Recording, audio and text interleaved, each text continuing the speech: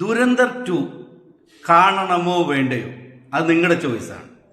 4 മണിക്കൂറോളം തിയേറ്ററിനകത്തിരുന്ന് ഒരു രാജ്യസ്നേഹം ചിത്രം കണ്ട് ആസ്വദിച്ചിറങ്ങി വരാം എന്നുള്ള ധാരണയുടെ പുറത്ത് മാത്രം പോവുകയാണെങ്കിൽ കുഴപ്പമില്ല, ദുരന്തർ 2 കണ്ടിട്ട് വരാം.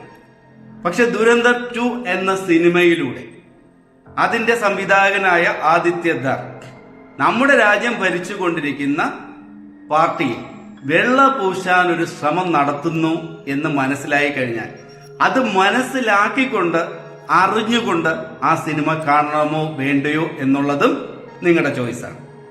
നോട്ട് നിരോധനം പോലെ പാളിപ്പോയ കോടിക്കണക്കിന് ഇന്ത്യക്കാരുടെ ജീവിതത്തെ തകർത്ത് കളഞ്ഞ ഒരു വസ്തുതയിൽ വെള്ള പൂശുന്നതിന് ഈ സിനിമയിലൂടെ വളരെ വലിയ രീതിയിൽ തന്നെ സംവിധായകൻ ശ്രമിച്ചിട്ടുണ്ട്.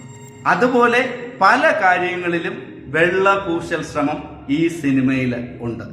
നിങ്ങൾക്ക് മനസ്സിലാക്കാൻ പറ്റുന്ന ഒരു കാര്യമുണ്ട്, ജനനായകൻ എന്ന് പറയുന്ന വിജയുടെ സിനിമ ഇതുവരെ ഇറങ്ങിയിട്ടില്ല.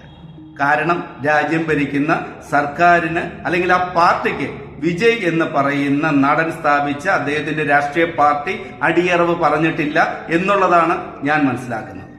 കേരള സ്റ്റോറി 2 എന്ന് പറയുന്ന സിനിമ കേരളത്തിൽ ഇറക്കാൻ പോയപ്പോൾ ഇവിടെ വലിയ എതിർപ്പുണ്ടാവുകയും കോടതി ആ സിനിമയെ പ്രദർശിപ്പിക്കേണ്ട എന്ന് പറയുകയും രാത്രി തന്നെ മറ്റൊരു ബെഞ്ച് കൂടി ആ സിനിമ പ്രദർശിപ്പിക്കാൻ അനുമതി കൊടുക്കുകയും ഒക്കെ ചെയ്തത് നമ്മൾ കണ്ടതാണ്. രാജ്യത്തെ സെൻസർ ബോർഡ് പോലും സർക്കാരിന്റെ കയ്യിലെ പാവയാകുമ്പോൾ ദുരന്തരൊക്കെ ഇറങ്ങുമ്പോൾ അതിലെന്ത് പ്രൊപ്പഗണ്ട ഉണ്ടെങ്കിലും കണ്ണു തുറന്ന് കണ്ട് ചെവി തുറന്ന് കേട്ട് ആസ്വദിച്ച് തിരിച്ചു വന്ന് അതൊക്കെ സത്യമാണോ കള്ളമാണോ എന്ന് വിശകലനം ചെയ്യാൻ ഒരു അവസരം കൂടെ നമുക്ക് കിട്ടുകയാണ്. ദുരന്തർ വേണമോ വേണ്ടയോ എന്നല്ല, അതിലെ പ്രൊപ്പഗണ്ട അംഗീകരിക്കണമോ വേണ്ടയോ എന്നതാണ് ഈ സിനിമ കണ്ടുകൊണ്ട് നമ്മൾ തീരുമാനിക്കേണ്ടത്. ദുരന്തർ 2വിന്റെ ബോക്സ് ഓഫീസ് കളക്ഷനൊക്കെ മാധ്യമങ്ങൾ കൊട്ടിഘോഷിച്ച് ആഘോഷിക്കുകയാണ്. അതേസമയം നമ്മുടെ രാജ്യത്തെ നിക്ഷേപകരുടെ 12 ലക്ഷം കോടി രൂപ നമ്മുടെ സ്റ്റോക്ക് മാർക്കറ്റിൽ നിന്ന് നഷ്ടപ്പെട്ടതിനെ കുറിച്ച് ആരും ഒന്നും മിണ്ടിയിട്ടില്ല. ഡോളറിന്റെ വില ഇന്ത്യൻ രൂപയ്ക്കെതിരെ 93 രൂപ കഴിഞ്ഞതും ആരും മിണ്ടിയിട്ടില്ല.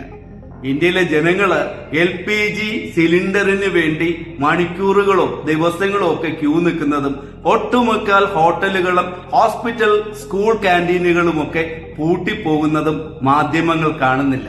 ദുരന്തർ 2 വിജയിക്കട്ടെ.